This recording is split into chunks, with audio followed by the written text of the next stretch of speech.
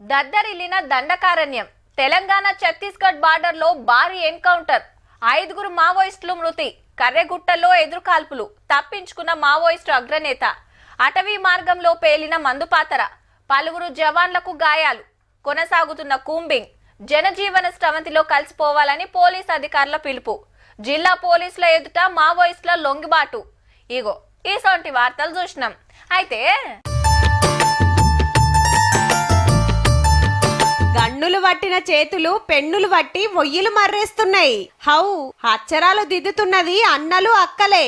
మహారాష్ట్ర గడ్చిరోలిలా లొంగిపోయిన పాత మావోయిస్టులంతా చిన్నప్పుడే అడవి బాట పట్టే వరకు చదువాగింది.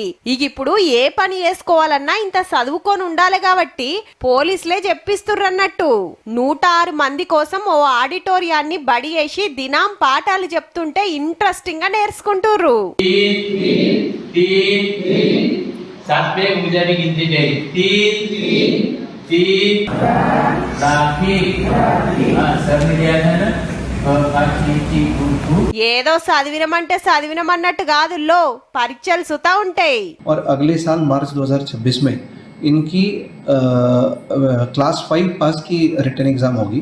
उसमें अगर ये पास हो गए, जो हमें विश्वास है कि जिस तरह से हम उनको ट्रेन कर रहे हैं. వచ్చేడు మార్చిలా పరీక్షలు పెట్టి అటెన్కా అలా కాయిషుని బట్టి చదివిస్తారు. లేదంటే సర్కార్ సాయంతోని వాళ్ళ కాళ్ళ మీద వాళ్ళు నిలబడే ఇకమతి చేస్తారట. దీనికో లెక్కుందుల్లో 5 పాస్ అయితే సర్కార్ ఇచ్చే సాయం వస్తుందట. గందుకే ఇప్పటికైనా 4 అక్షరాలు నేర్చుకుంటున్నందుకు మస్తు సంబురపడుతున్నారు.